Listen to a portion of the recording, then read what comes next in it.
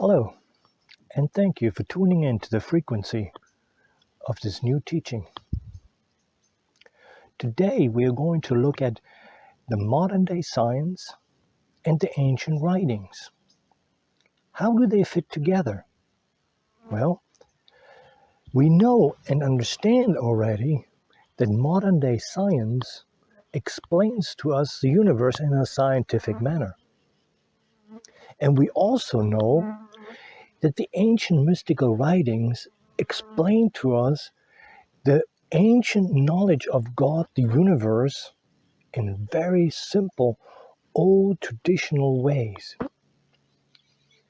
Now, what would it be like if somebody who studied for years and years the ancient mystical Judeo-Christian writings and finds out that modern day science is supporting his ancient spiritual knowledge? Wouldn't that spiritual knowledge be more believable, more credible? Of course it would be. On the other hand, we have modern day scientists who have all the scientific knowledge and understanding. What would it be like if they find out that the ancient mystical writings are conform with modern day science? Wouldn't that make modern day science be more credible and believable? Of course it would be. And it is my firm belief and understanding that when we bring these two together, we become a more complete understanding and awareness what the universe is, what God represents, and how we fit into this all. So that's why we're going to take a look at the ancient mystical writings. But one thing has to be done first. We have to de-religionize these scriptures. It is very unfortunate and sad when you walk up to a person and say, and mention just these three words, Bible, Jesus, God, immediately the hands go up. Hey, no. I don't want to have anything to do with religion. And that's very sad. Because Jesus didn't come to start a religion. The apostles and disciples didn't write the gospels or the letters in order that we can have a religion later on. No. They brought us knowledge. Knowledge that is useful and beneficial for everyone, regardless what your belief system is, regardless of what your traditions or heritage is. It is beneficial for everyone. It shows everyone the way into oneness with God. And therefore, we have to de-religionize these scriptures. What do I mean with this? Christian religion has claimed the writings that contain the Bible, which are contained in the Bible, as their own. And over hundreds of years, they have claimed exclusivity of these writings.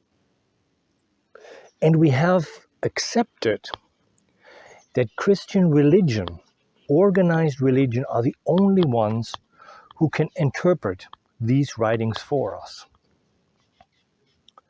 Well, why do I say interpret? Why does somebody have to interpret these writings to us?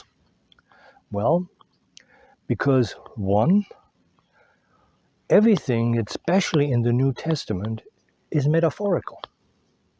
It is not meant literally. Secondly, and that's a big one, what Jesus actually taught is not in the Bible. Well, why do I say that? Well, let's look at the Gospels. Well, in there we read that Jesus taught in parables.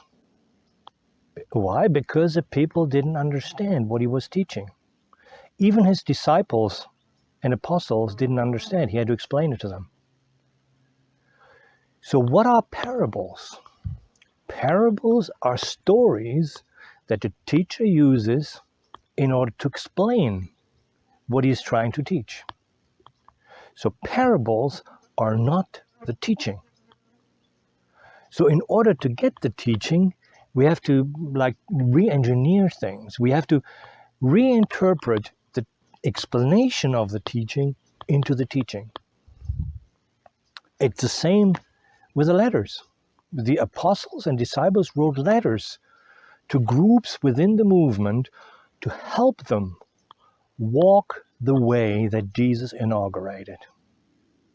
So they are study helps or just tips and tricks and whatever you can do to become a better person.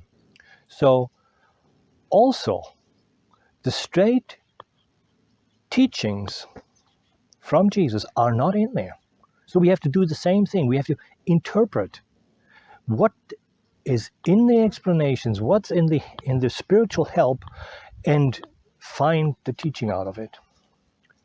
So, and who says that organized Christian religion has a monopoly on interpreting these scriptures?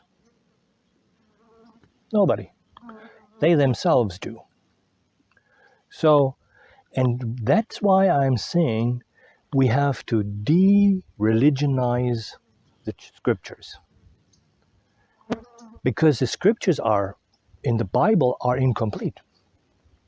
We have found already more writings in the Nag Hammadi library, in the Dead Sea Scrolls. We have now Gospel of Thomas, Gospel of Philip, Gospel of Mary Magdalene. All these are now additional and give us more understanding of what really happened back there. So that's why we need to separate the Judeo-Christian writings from Christian religion. Now, this process is going to be very painful because Christian religion and these writings have been together for so long, they have been really sticking together. And it's like a band-aid that you have on a cut or a wound, and it's time to take it off, and it has dried and it's really baked on, and when you tear it off, it hurts, really hurts. And that's what's going to happen with the separation of the Christian writings from the Christian religion. Because they're not really Christian writings. They're writings for all of us, for all who want to participate in the movement, to walk the way that Jesus inaugurated, not on the basis of religion, but on the basis of finding your way, finding the path back into oneness with God, or the awareness of oneness with God. So in the process, what I mean with being painful, it means that it looks like that I'm bashing Christian religion, but I'm not. It's just part of the process. And who am I to say that Christian religion is good or bad? Because we know that millions of people have benefited from Christian religion. And millions of people have been harmed and damaged by Christian religion. So who am I to say Christian religion is good or bad? I think and believe that everybody has to make the decision on their own, to decide for themselves what they choose to believe. And I'm not here to try and make you and argue with you to believe one thing or the other. I'm just presenting what I believe, what has been revealed to me, and you choose what you believe. And that is all good. So therefore, that we have to really remove both from each other. Because on one hand, the Christian religion needs the ancient writings to have a religion because it's a base of their doctrine, of their understanding. But on the other hand, the Judeo-Christian writings do not need religion. They can stand on their own because that's what they're meant to do. Stand on their own, be read by people like you and me, and help us to find the way into oneness with God.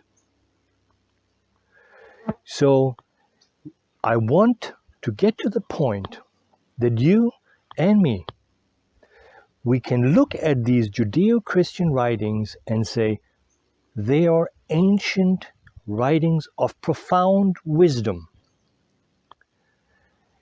And I don't need to be involved in religion to benefit from them.